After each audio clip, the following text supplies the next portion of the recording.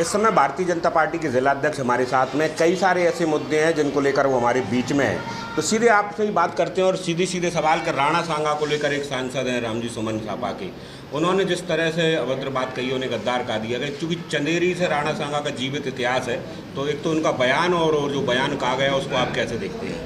देखिए, भारत के इतिहास में ऐसे कई महापुरुष हुए हैं जिन्होंने अपने उत्कृष्ट उत्सर्ग के बाद इस देश को बचाने का काम किया। मैं समझता हूं कि राणा सांगा भारत के इतिहास में अद्वितीय उदाहरण, जिनके भौतिक शरीर पर 80 घाव लगे, लेकिन 81वां घाव दिया है उनको सपा के सांसद रामजी लाल सुमन ने। और वो घाव निश्चित रूप से ना सिर्फ राणा सांगा के बल्कि उनके सारे प्रशंसकों के, उनके लोग, उनको मानने वाले, उनके वंशजों को, हम सबको लगा है, वो हमारे हृदय को लगा है। क्योंकि जिस व्यक्ति के चरित्र पर उन्होंने लांछन लगाया है और कथित रूप से उन दूषित इतिहास की पुस्तकों को पढ़ के या उनके आधार पे, जो कि वास्तव में देश को नुकसान पहुंचाने वाले, हमला करने वाले आक्रांताओं के लेखकों द्वारा जो लिखी गई, बाबरनामा हो या इत्यादि बहुत सारी ऐसी पुस्तकें हैं जिनमें दूषित इतिहास, विकृत इतिहास है, उसके आधार पर आप चंदेरी का इतिहास और मैं समझता हूँ कि चंदेरी वासी होने के नाते या इस जिले के होने के नाते मैं समझता हूँ कि राणा सांगा और मेदिनी राय के मानस पिता और पुत्र के संबंध थे। और हम सब बहुत कृतार्थ हैं कि उन्होंने मेदिनी राय को राजा मेदिनी राय बनाया।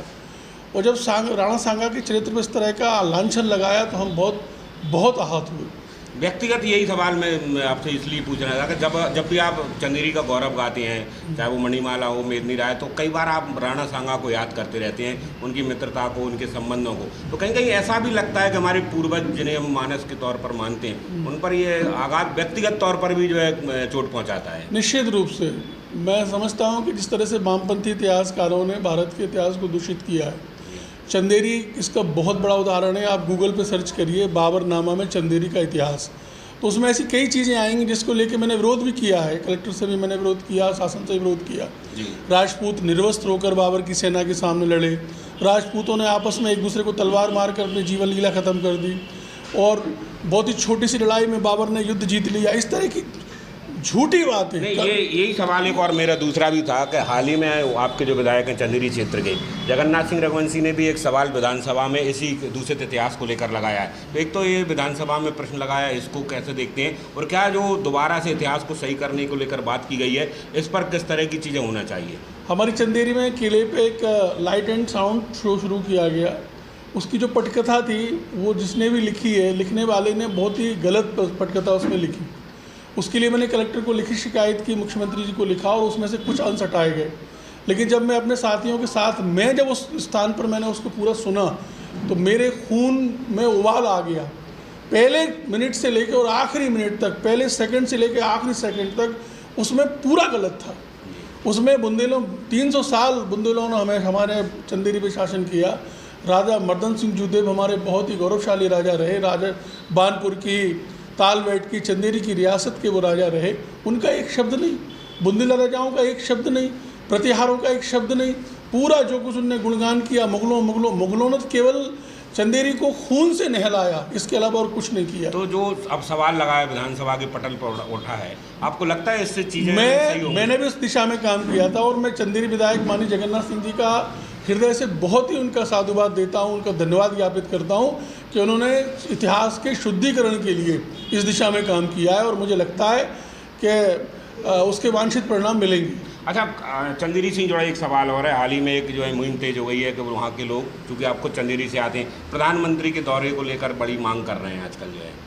मैं समझता हूँ कि व्यक्तिगत रूप से मेरे लिए भी, वो पूरे ज़िले के लिए बहुत गौरव का विषय है कि प्रधानमंत्री नरेंद्र मोदी जी का दौरा हमारे यहाँ अप्रैल में 11 से 13 के बीच में संभावित है, और चंदेरी में भी उस दिशा में बहुत ज़्यादा उत्साह है। लोगों को लगता है कि चूँकि बुनकरों का शहर है, मध्य प्रदेश के टूरिज़्म का मुख्य केंद्र है, पर्यटन का मुख्य केंद्र है, और माननीय प्रधानमंत्री जी ने अभी कैन बेतवा लिंक, जो उसके परियोजना के शुभारंभ के अवसर पर छतरपुर में और अभी भोपाल में 2 बार स्वयं आगे से चंदेरी का उल्लेख किया है।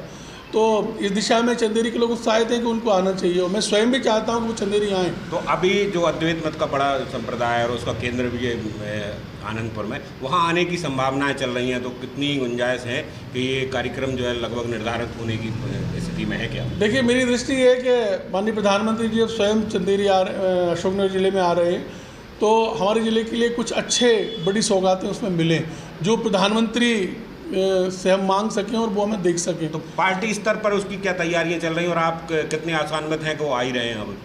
मुझे अभी तक पूरी उम्मीद है कि माननीय प्रधानमंत्री जी चंदेरी आ रहे हैं। सारे होटल्स चंदेरी के बुक अशोक ज़िले में आ रहे हैं, सारे होटल्स बुक हो चुके हैं और सुरक्षा की दृष्टि से सारे पहलुओं पर विचार हो रहा है। प्रशासन सजग है और लगातार उस दिशा में काम कर रहा है। मेरी भी सभी जनप्रतिनिधियों से लगभग 1 to 1 बात हो रही है कि हम क्या अपेक्षा माननीय प्रधानमंत्री जी के साथ रखेंगे। आज सिंधिया जी भी आ रहे हैं, उनसे भी निश्चित रूप से हम कल बात करेंगे कि महाराज माननीय प्रधानमंत्री जी आ रहे हैं तो हमें क्या उनसे मांगना चाहिए, और हमें पूरा सबका मिला के पूरे ज़िले को जिसको लाभ मिले, चंदेरी, मंगौली, अशोकनगर, ईसागढ़, सबको लाभ मिले, ऐसा एक मांग पत्र उनके समक्ष रखेंगे। एक अब चूंकि आपने नाम ले दिया तो ज्योतिरादित्य सिंधिया की पहल पर जो है विधि कॉलेज में एक जो है कॉल सेंटर खुला है। 3 बड़ी कंपनियों का BPO जो है लागू की यहाँ आ गए हैं, कुछ बच्चों को काम भी मिला है। तो एक बड़ा काम ये माना जा रहा है कि रोज़गार को लेकर जो है यहाँ के सांसद को तैयार किया गया है, तो इसको कैसे देख पा रहे हैं? मैंने स्वयं उस सेंटर का विज़िट किया, मैं उसकी तैयारियों को मैंने खुद जाकर देखा है। मैं आपके माध्यम से और माननीय सिंधिया जी का हृदय से बहुत ही आभार व्यक्त करता हूँ। मैं समझता हूँ कि किसी व्यक्ति के जीवन में सबसे महत्वपूर्ण होता है रोजगार। कोई भी व्यक्ति हो उसके लिए एम्प्लॉयमेंट सबसे महत्वपूर्ण चीज़ है।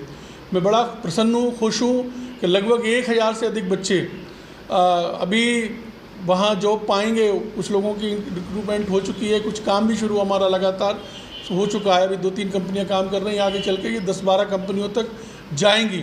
तो ये पूरा पैसा जब हमारे अशोकनगर के ज़िले में, शहर में ये मूव करेगा तो निश्चित रूप से हमारी अर्थव्यवस्था को बड़ा लाभ होगा, बेरोजगारी शून्य होगी। किसी भी बड़ी कंपनियों के कॉल सेंटर होना या BPO लाना एक बहुत बड़ी बात है, जो मेजर या मल्टीनेशनल सिटियों में ही होते हैं। अशोकनगर जैसे छोटे शहर में एक तरह से हब हो पाना, 1 2 नहीं, 1 2 3 4 तो हो ही गई, कुछ लोग अभी पाइपलाइन में। तो मतलब BPO हब बनना अशोकनगर के लिए एक बहुत बड़ी घटना के तौर पर देखा जा रहा है। अब इतना राजनीतिक लाभ तो हमें मिलना ही चाहिए। हम केंद्रीय संचार मंत्री की गृह लोकसभा है, तो निश्चित रूप से सिंधिया जी के अंदर वो इच्छा शक्ति है कि वो अपने क्षेत्र को साथ लेके चले, आगे चले। बड़ी चर्चा में आजकल कहा जा रहा है कि इन कंपनियों को सीधे तौर पर सिंधिया जी ने कहा था कि वहाँ जाइए और ये लगाइए, क्या ये सही है? ये करना ही चाहिए, बिल्कुल करना चाहिए। सिंधिया जी बहुत ही डेयरिंग वाले व्यक्ति हैं, और जब चूँकि केंद्रीय संचार मंत्री हैं तो उनके लोकसभा क्षेत्र में उनके लोगों को लाभ मिले, इसमें क्या बुराई है। चलिए, एक और सवाल आजकल अशोकनगर की पूरी सार्वजनिक जीवन में, मीडिया में, राजनीति में मंदसौर मिल का एक मामला चल रहा है। करीब 500 करोड़ रुपए की ज़मीन ये बताई जा रही है, और किसी काम के लिए, जनहित के लिए या उस समय ये दी गई थी, और अब इसका जो है निजीकरण हो रहा है। कुछ लोगों को इसको कोर्ट के आदेश के बाद हुआ है, और इस पर एक आंदोलन मूवमेंट भी चल रहा है। तो पार्टी के स्तर पर भी आप इस पर क्या बोलना चाहेंगे, और आपका इस पर पूरा क्या रुख है?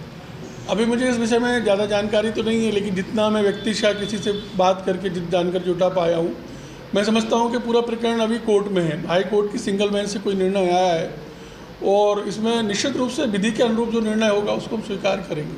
नहीं, क्या होना चाहिए? क्या ये जनहित के लिए जो है? क्योंकि मैं बड़े आदर से आपसे कहना चाहता हूँ कि कोर्ट का विषय है जी। कोर्ट एक तो उसके स्वत्व, स्वामित्व और आधिपत्य का विषय जो भी है वो उसको डिसाइड कोर्ट कर देगा। उसके बाद अगर स्थिति बनती है तो निश्चित रूप से जनहित में होना ही चाहिए। जनहित के लिए बात कर रहे हैं, और लोगों का ये भी मांग है कि सिंगल बेंच से अगर हारे हाईकोर्ट से तो इसके लिए चूंकि डबल बेंच में अपील की जाना चाहिए। तो ये जो मांग है लोगों की तरफ से जो आ रही है, इसका समर्थन करेंगे आप?